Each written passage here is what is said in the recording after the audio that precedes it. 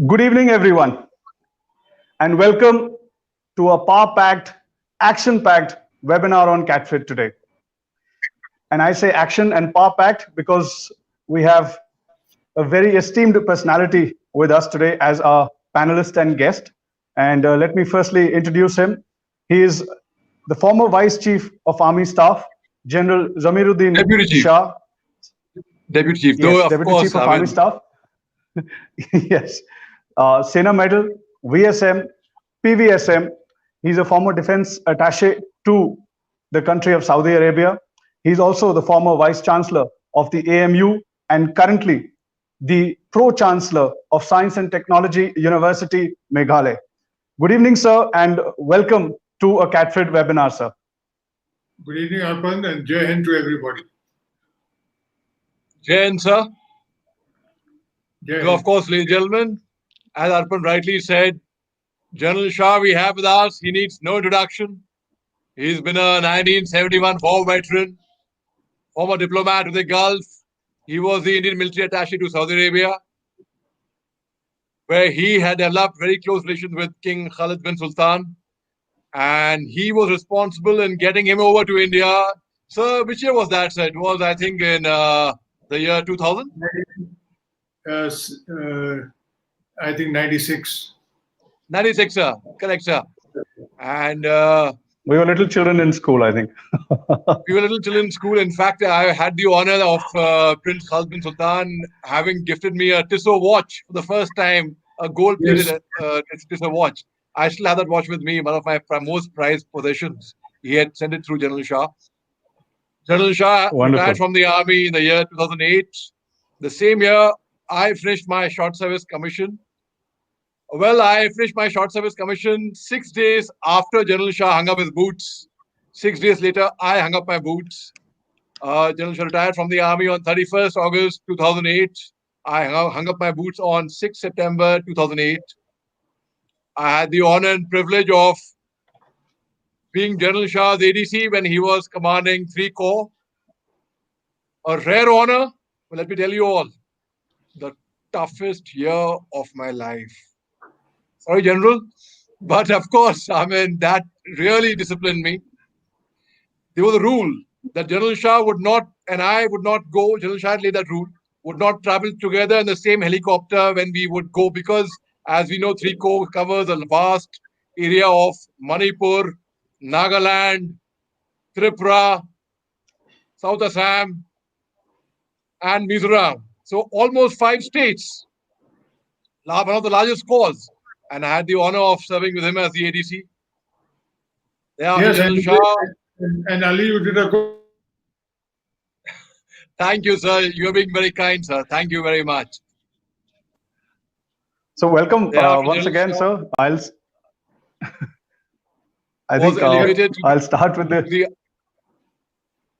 to the Armed Forces Tribunal Principal Bench in New Delhi as an administrative member. Thereafter, he went as the Vice Chancellor of the prestigious Aligarh Muslim University. 5 challenging years. And let me tell you all, General Shah brought AMU to be the #1 ranking university in India as ranked by Times Higher Education Ranking, one of the most reliable ranking in the world. General Shah is currently I didn't know this one. General Shah is currently the Pro Chancellor of the University of Science and Technology, Meghalaya. A man who doesn't retire. My goodness, sir, you've worn so many hats. I hand over to Arpan to ask you a few questions. Sure. Yes, Arpan, shoot. So, good evening once again, sir. I'll start right to the brass tacks, just the way a general would love it. So, if you could first tell us the importance of channelizing the energy of the youth for national development. If you could give a short intro on it first. Arpan, let me tell you, India is a young nation. The median age of our country is 29 years, compared to 37 of China and 48 of Japan. That means it is a youthful nation, and the entire progress and security of the country depends on the youth. The second thing I would like to tell you is this: window of opportunity given by the youth will only last for 50 years. Ultimately, we'll be an aged nation. So we've got to make the best use of the youth, employ them constructively. Also, I'd like to tell the youth that my father always said I was a useless chap. It is the way the elders always tell the young.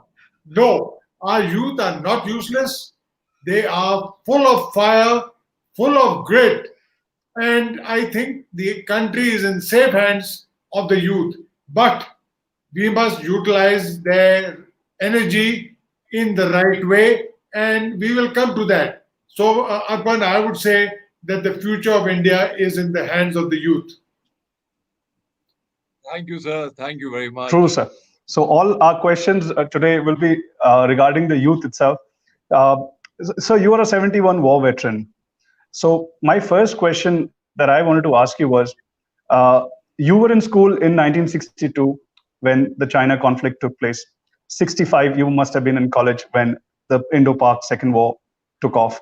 And finally, you yourself were a serving soldier in the 71 war. 1966, India was declared bankrupt. So within a span of 9 years, just the way we are right now, wherein we are facing an economic slowdown, we are hit by the global pandemic, and we have China again, once again, on the northern borders. First question I wanted to ask was 1971. How was the youth channelized? Because the situation was not very different from what it is now. Well, Arnav, let me tell you, I was 23 myself. I was a young man, Right. I'm a young officer, and Correct. the majority, we had about 10 or 12 officers in the age of below 25.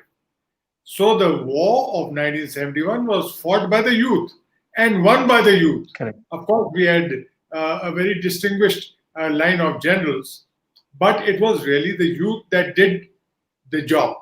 Now, let me tell you that in 1966, we may have been bankrupt. We had gone with a begging bowl. The case is not, Correct. the same thing is not applicable now. We are surplus of food. We are food exporters, and nobody in the country will go hungry if we ensure proper distribution.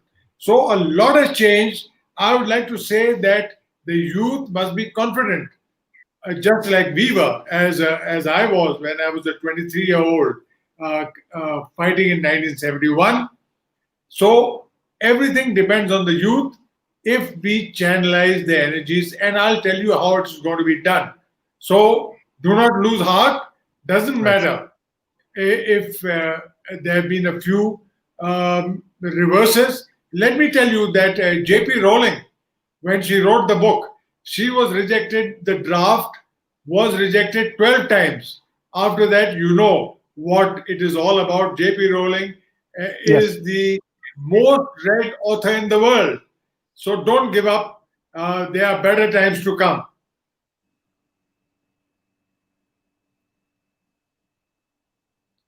So you were very young when you fought the 71 war. Could you tell us a bit about your experience about joining the army? Because you finished school in the late in I think 63. You got commissioned as an officer in 1968, and soon after that, in 1971, you went off for the Indo-Pak War at Longewala. And of course, I've heard the famous story, and I've read in your book as well. Uh, Gentlemen, General Shah is also the author of a best-selling book, The Sarkari Musalman. You all would have heard of it. Made much news, and it was misinterpreted by a lot of media. But let me tell you, one of the finest book I've ever read. Sir, could you tell us a bit Thank about the you. 1971 war when you were deployed at Longewala? Yes. See, in 1962, I was in school and we were all fired by what the Chinese, we wanted to get at them. 1965, I was in the National Defense Academy where I was training to be an officer. And of course, 1971, I participated. So, the Battle of Longewala, I was there right through. And because of the cohesion between the army and the air force, we could repulse the Pakistani attack at Longewala in one airstrike.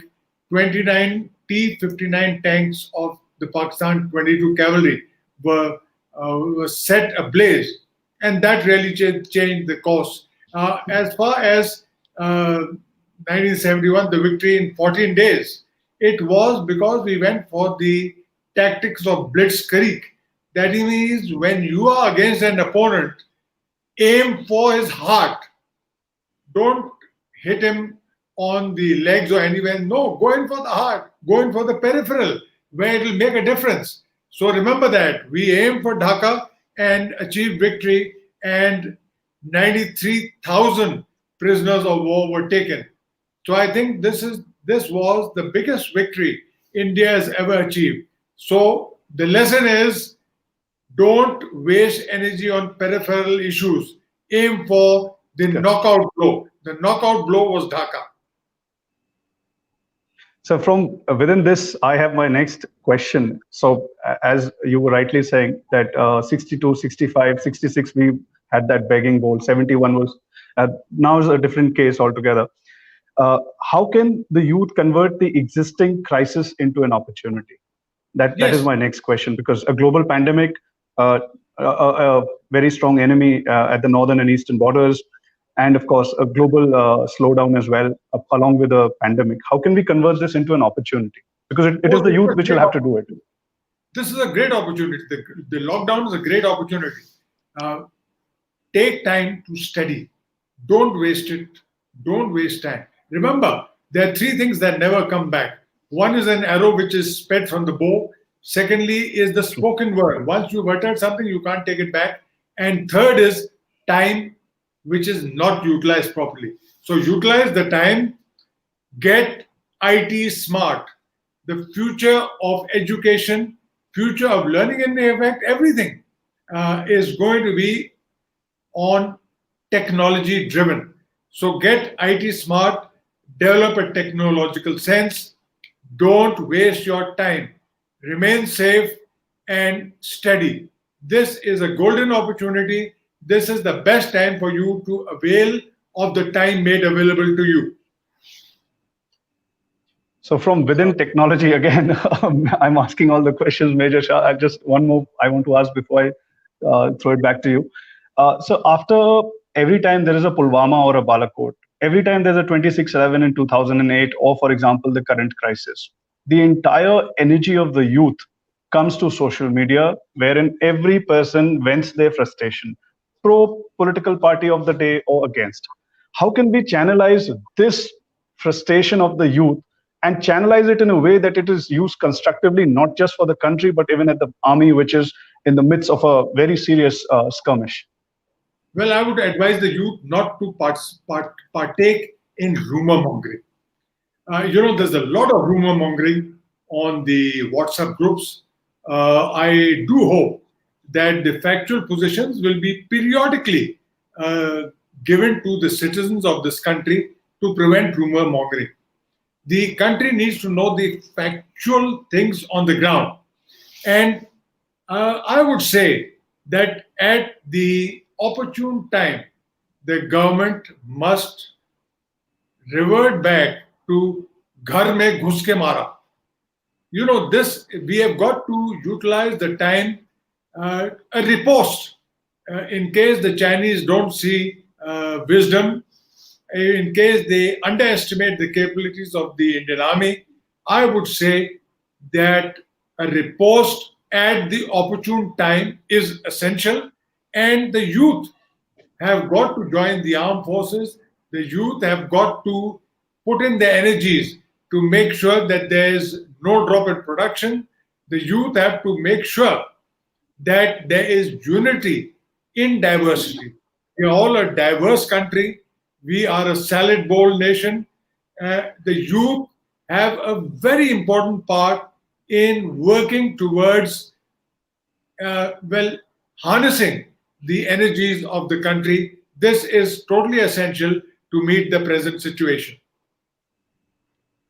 So you have served under very illustrious generals when you were a young officer. I can name a few of them: General Jacob, General Vaz, General Padmanabhan. General Padmanabhan, of course, went on to become the chief of the army staff. And you were posted in Firozpur at that time, early 90s. And Punjab was boiling at that time. It was on the peak of insurgency, just the way a lot of other states were.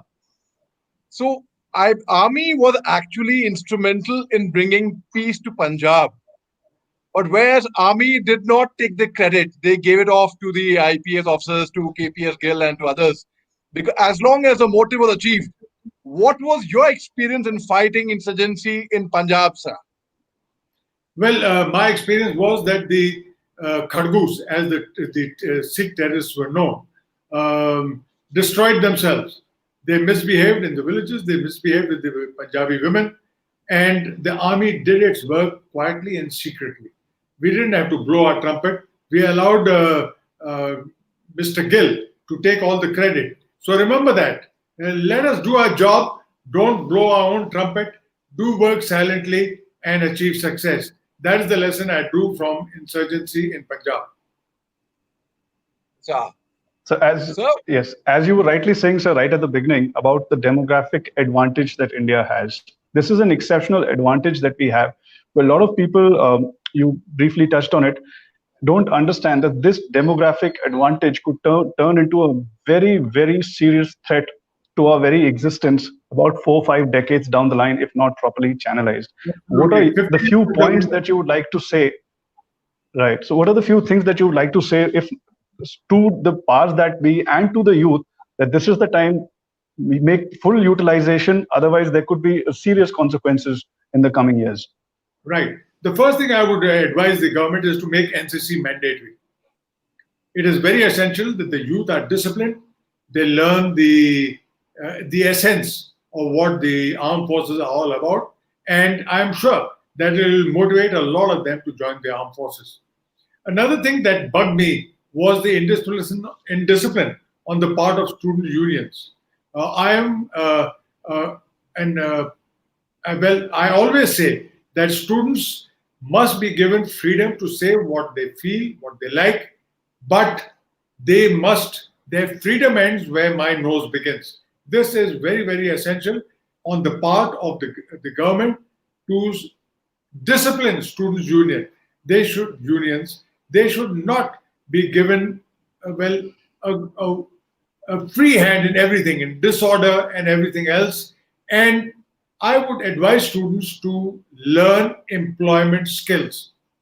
A white collar job or an office job which you are seeking may not be available, but there are a lot of opportunities for people with employment skills. Learn IT, I mean, whatever is your hobby, cultivate that and develop employment skills. This is my advice to the unit, and don't lose hope. That is very, very important. so as a youngster in school and thereafter NDA, you have been a boxer of national repute. You had represented Uttar Pradesh in UP in boxing. In fact, to the extent that you named your first son, that is me, Muhammad Ali. So, could you tell us a bit about your time when you used to box as a boxer, sir? Well, I was very, very fond of boxing. As Ali has said, I represented my school in the UP Opens in 1964 and I won it. So I would say that martial arts, unfortunately, I never had the chance to learn judo, but at the moment it is taught widely in all the schools. So all of you must participate in martial arts. You must participate in a very good martial art in India is wrestling. It's good enough, or kabaddi for that matter. I would say it's a very good contact sport. So youth must take part in sports. We should uh, make sporting avenues available. But what is very, very important is that the Indian sports don't need any equipment. For example, kabaddi, for example, wrestling, you don't need, you just need a little akhada, and that can be made anywhere. This is the great thing about Indian sports. They can be practiced everywhere. So, physical fitness, very essential for the youth. Don't develop a pot belly. You must run, you must exercise, you must cycle. This is all very, very important for the youth. So, talking about martial arts, you have practiced the martial arts in a way, and your brother, your younger brother, Mr. Nasiruddin Shah, has practiced the fine arts. So, and I remember you written a poem in 1988 for the Regimental magazine. You wrote Living in the Shadows of a Celebrity Brother, in which you mentioned a few questions that tell you one thing.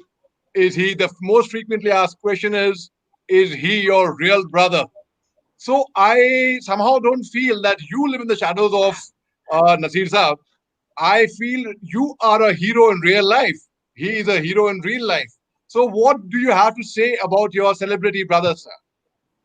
Well, I think he's the best actor in the country, and he is self-effacing. He has given me a lot of credit for his success. I think it's all because of hard work and application of what he has learned right through life. That is important. You know, whenever I travel with him, I find him rehearsing. If he sees some odd behavior on the part of one of the co-passengers or passerby, he rehearses that. So there's always good in working hard and rehearsing. Sir, so you have always attributed your success to your parents. I mean, your parents' blessings. Your father was in the civil services, and he ensured he gives the best education to the three of you. Your elder brother went to IIT. You went to NDA. Nasir Saab went to NSD FTI. You received the best education in the world, perhaps. You have a strong affinity towards your school, St. Joseph's College, Nainital, and you say you owe it all. Arpan over here is an alumni of St. Joseph. Let's talk about your school days. How fondly do you remember the Irish brothers who used to be very strict with you in school, sir? Well, I would say that my teachers were extremely devoted. They taught us one of the finest things they taught us was getting early rising. I have found that Discipline. anybody who gets up early will never see poverty. That is something I've always found. It's always the late birds. And as soon as you get up, make your bed. This is something which we learned because once you made your bed, you started the day right. One thing, good start, leads to other good starts. So this is very, very important. There are three essentials for success. One is a good education, second is hard work, and third is blessing of your parents. In the parents, I include teachers. So you must have the blessing of your parents and your teachers. These are the prerequisites: good education, hard work, and blessing of your parents. These are three prerequisites for success. All you young people should remember that. So I remember when I was training in the Right. Officers So Training from Academy. Yes, Arpan, please go ahead. Please go ahead. no, no, complete your thing. Sorry. When I Yes, was sir. training at the Officers Training Academy, you sent me a handwritten letter. In that, there was a quote. You mentioned that when you were in NDA, you had a paper at your desk which was written over there. The more you sweat in peace, the less you would bleed at war. How well prepared do you think we are against China and to face any eventuality? Well, I think ours is a very well trained force. We just need the wherewithal to lick the Chinese. The Chinese are not unbeatable. They've been beaten by Vietnam in 1979. And I'm very, very confident that the Indian Army is capable of dealing with the Chinese very effectively. So, So coming back to your schooling days, when you were in school, I mean, even prior to that, India had become independent. We were a very, very young nation, which was into the middle of poverty, in the middle of, disorganization. Everything was, coming of age. Everything was the beginning. So those were times which made men tough. The circumstances made the people tough. The circumstances ensured that they had commitment, will, industriousness. But unfortunately today, because everything is on a platter, the youth begins to waver, and not everyone has the opportunity to have a boarding school life. What would you say for majority of the youth who do not have that kind of a lifestyle, or the kind of parents who can afford to send their children to top schools anywhere in the country or the world for that matter? How can they become industrious? How can they imbibe commitment and willpower so that they can succeed in life?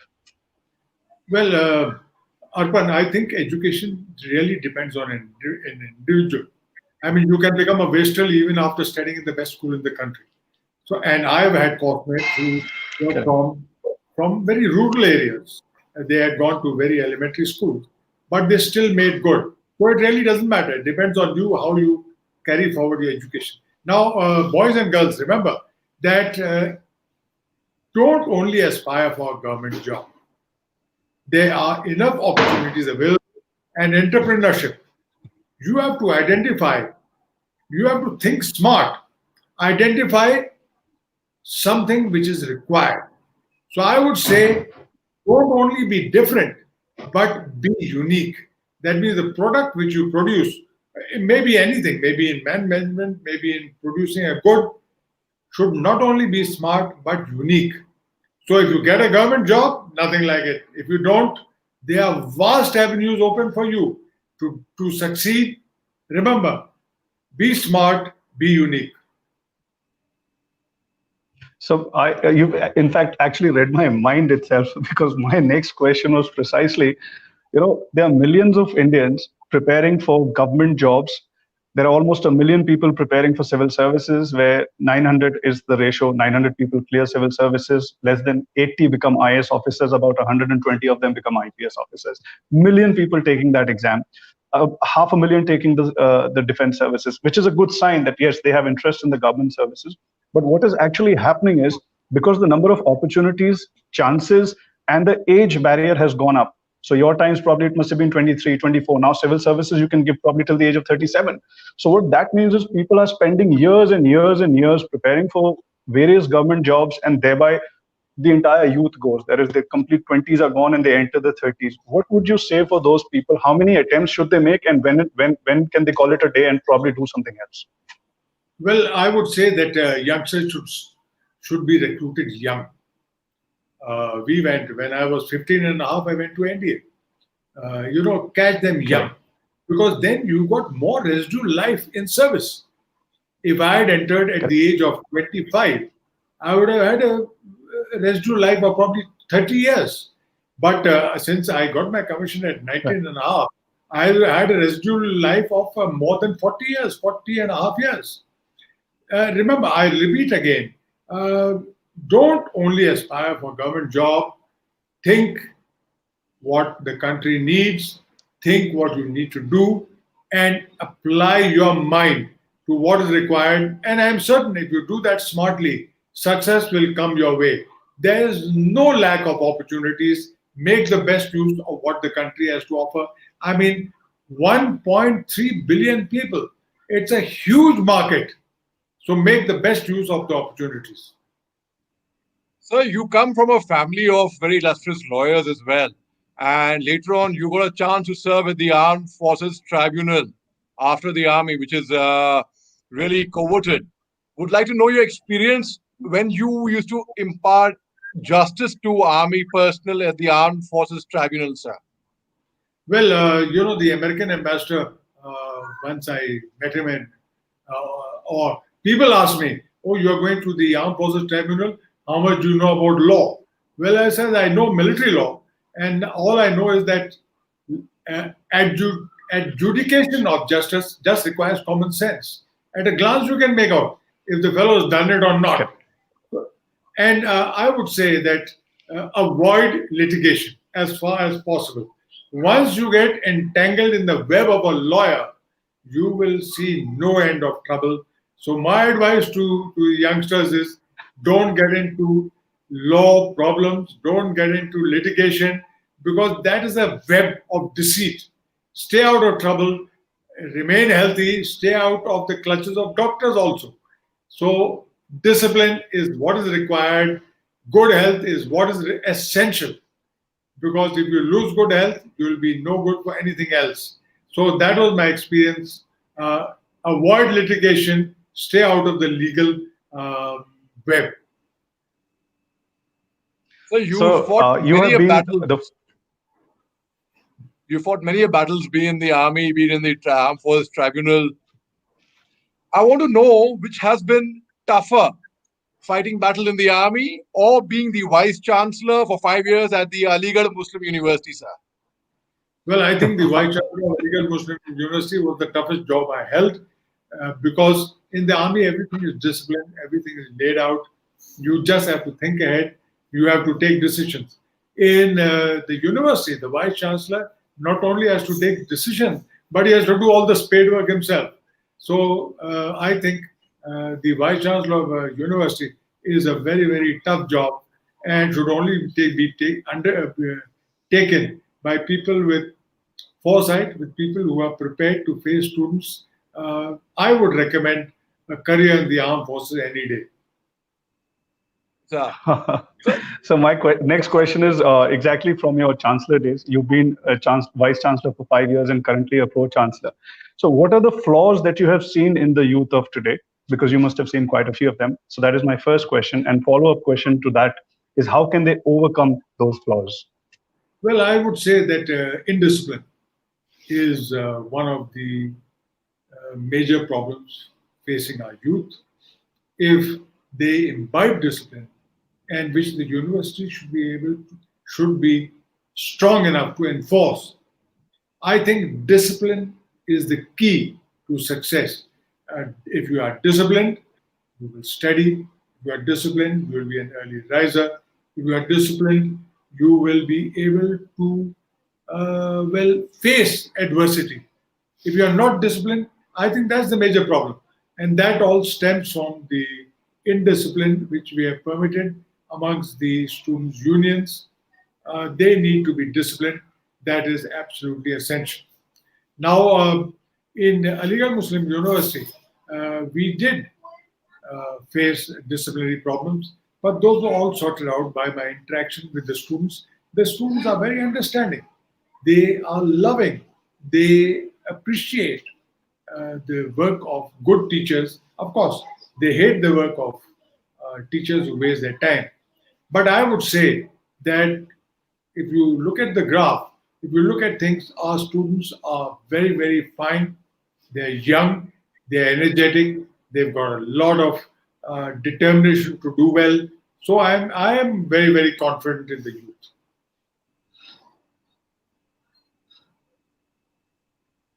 Arpan, you have anything? Yes, I have a lot of I have questions quite a to few ask. I questions. have a lot of questions to ask. I'm just waiting. I'm just going to give you a chance. So If currently, currently, I get it. Your love for speaking is legendary, Major Anisha. So, and sir, having you read are the currently general the book pro chancellor of the Science over and Tech. 10 times. Yes, yes, sir. Well, I am yet to read it.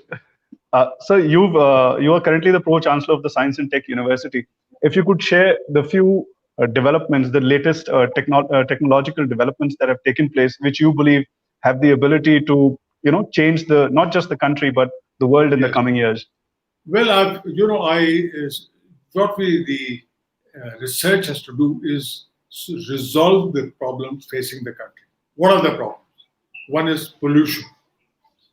So we are giving stress, or we gave in Aligarh Muslim University also, the air pollution, climate change.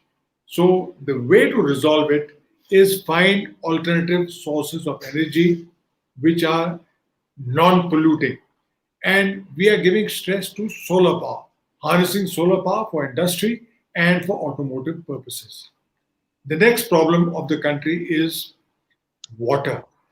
Uh, God has given India plentiful supply of water, but let me tell you that that is going to change. Water will Very be a soon. prerequisite. The future wars will be water wars.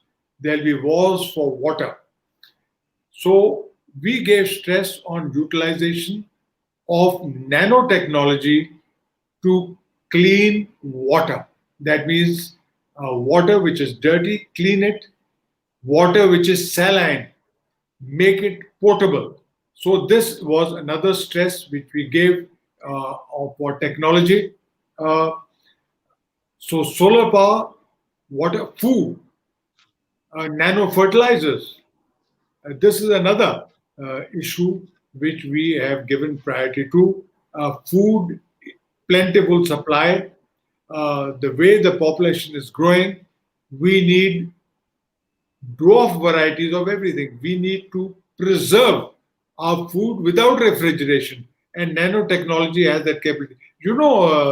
Arpan, that almost 30% of the food produce So of India is wasted. Before it reaches the market, it is eaten Correct. by rats and everything else. We have got to find a method to deal with the problem. So the problem facing the country is air pollution, climate change, food, and water security. And of course, the lastly, we have given the task of finding a vaccine for COVID 19. Anybody who does that would have Correct. achieved a lot. And India, with its vast resources of brains and resources, should be able to find an antidote for COVID 19. Very well said, sir. Very well said. I totally agree with you. At the even at the Red Cross Society has said that WHO, in fact, they said recently that the way India eradicated smallpox and give a gift to the world, similarly, India would play a very crucial part in eradicating corona from this world and give a gift to the world. And you said it bang on, sir. So tell us a bit about your experience in AMU about the patents and the scientific innovations. Because the students at AMU are brilliant. They are very, very good at technology, but where they lack is the communication skills somewhere. So what is it that you found something exceptional patent or something with regards to research that you did over there, sir? Well, AMU is the leading field in nanotechnology. As I told you, they've addressed all the four problems of air pollution, climate change, utilization of solar power, utilization of wind power. You know, AMU has got is the only university with a massive solar farm. Uh, 1/6 of AMU's electric energy comes from that solar farm, worth almost 6 to 7 crores a year. Then AMU will be the automobiles of India will be solar power driven from the technology uh, which AMU is working at, and I'm very very hopeful that COVID-19, uh, the medicine or the virus can be uh, fought, can be overcome with technology being developed by the Medical College of AMU. Okay, sir. Arpan, I'll leave it to you. So Because at I have a whole CatFit, lot of we are, into developing. Sir, at CatFit, sir, we are into leadership development and performance enhancement of the youth. So, what would be your advice to us so that we train them better? Well, remember, the youth have to be self-confident. They have to have grit and determination. And one piece of advice I'd like to give you: look at the jungle, which is the largest animal, the elephant, which is the tallest, the giraffe, which is the smartest, the wisest, the fox, and which is the fastest, the cheetah. But who is the king of the forest? The lion, because he's fearless. So I want our youth to be totally fearless. I want them to be smart.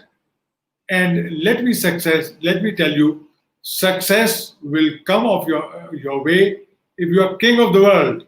Imagine yourself king of the world.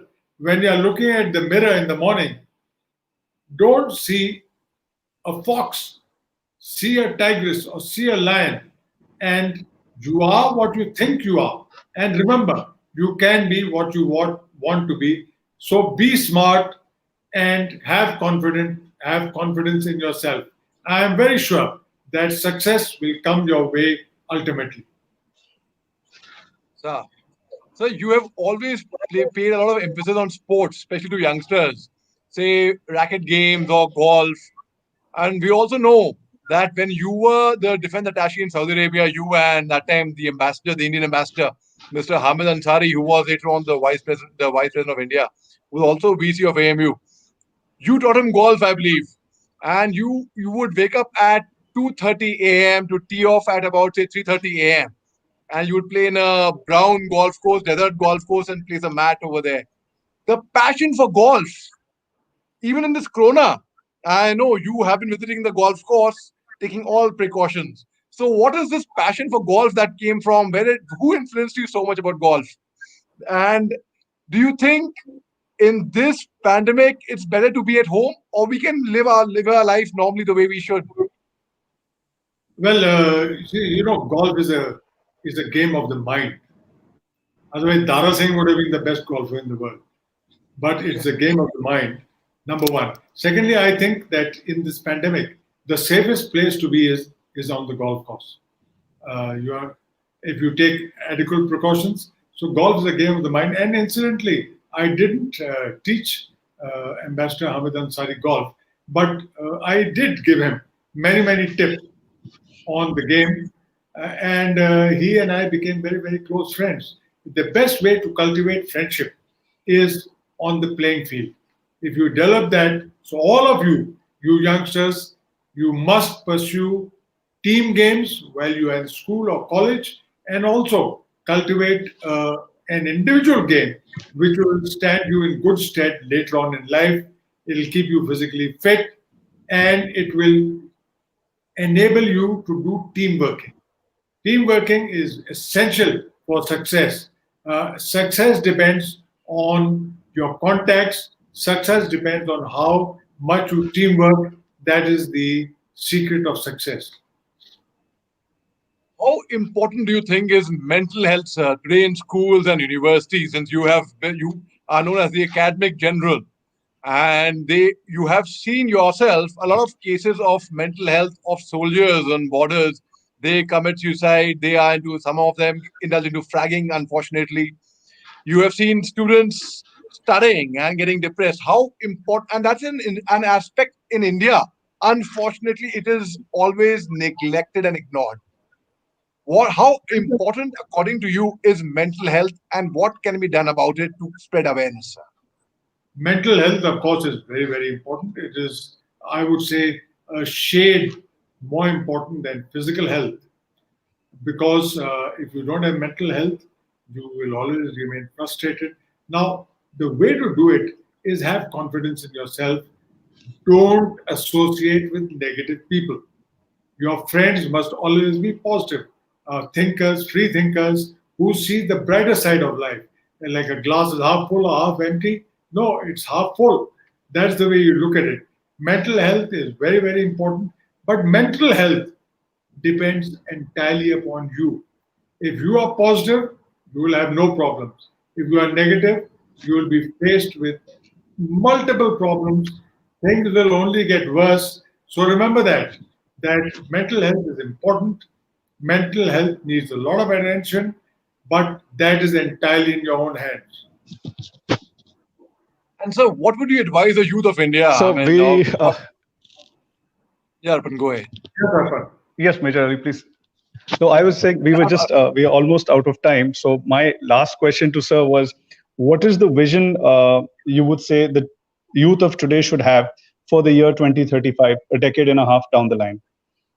Well, the vision they must have is that we have got to be a superpower by 2025. The youth have an important role to play in this. And there are one or two tips which I want to give you. One is that, ours is a country which is like a symphonic orchestra. There are various shades, there are of people, there are various cultures, religions, but we are part of one orchestra. If we all play together, so remember unity in diversity. The youth have a very important role to play. Unity in diversity. They must understand that we must work towards one nation under one flag, and that is the way the country will become a superpower. It's all in the hands of the youth. I'm confident that they will not let us down. I'm confident that they'll do their bit. And remember that discipline is the key. And the one thing which is very important in inculcating discipline is the manner of dress. You are what you dress in. Remember that, youth, you are the dress which you wear. You are the discipline you show. And discipline is when you are not under observation. Anybody can be well behaved when being observed.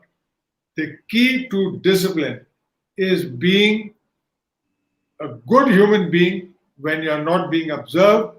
Urban, I am very, very confident of the youth. We have full faith in them, and I am very certain that they'll be follow the right path. They will lead the way towards India becoming a great nation.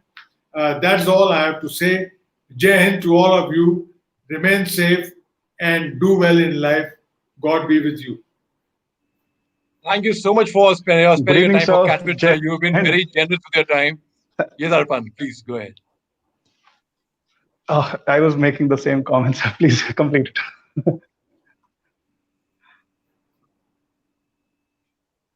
Okay, Arpan, do well, and I'm so happy that you had this talk focused on the youth. They are the future of our country. God bless you all. Jai Hind. So it was a pleasure and honor to have you on our platform, sir.